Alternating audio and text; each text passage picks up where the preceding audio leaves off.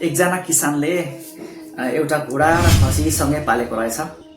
एक दिन अकस्मात उसको घोडा एकदमै साह्रो बिरामी हुन्छ र उसले भेटनेरी डाक्टर लिएर अथवा तपाईँको पशु चिकित्सकलाई लिएर उसले बारम्बार घोडालाई एकदमै दबाई पानी गरिरहेको हुन्छ। बारम्बारको दबाई पानीको क्रमले पनि घोडा निको हुने कुनै छाटकाटै देखिँदैन। यावत क्रमले त्यो किसानलाई एकदमै हेडेक तनाव भइरहेको हुन्छ कि उसको घोडा किन बारम्बार बिरामी भइरहेको छ भनेर।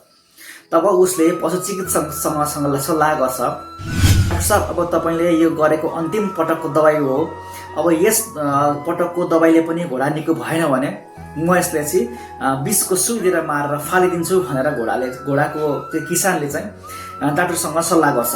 र यो सल्लाहसँग रहेको खसीले सुनिरहेको हुन्छ।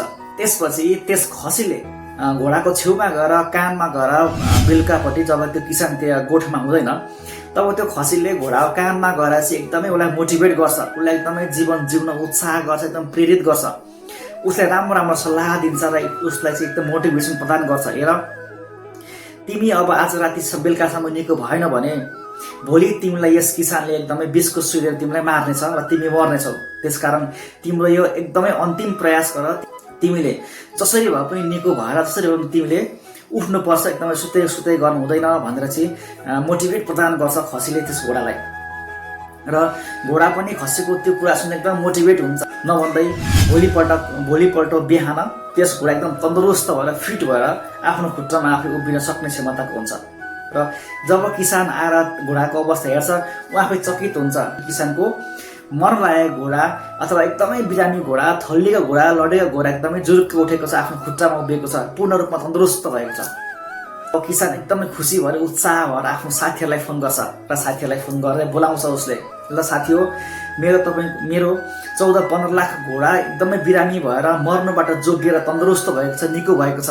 म आज एकदमै खुसी भएको छु, तिमीलाई एउटा पार्टी दिन चाहन्छु।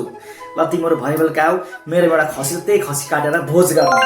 ल हेर्नुहोस् त, अचम्म होइन?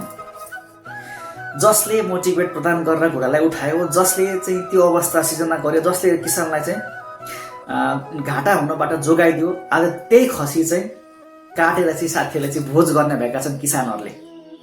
त्यसकारण माय डियर फ्रेन्ड्स, तपाईँले फ्रीको सल्लाह, निःशुल्क सल्लाह अनि कसैले नसोधिकन दिएको सल्लाहले कहिलेकाहीँ तपाईँकै जीवनमा घात गर्छ, त्यसले कहिलेकाहीँ तपाईँलाई नै जीवनमा उल्टो हानि गर्दछ।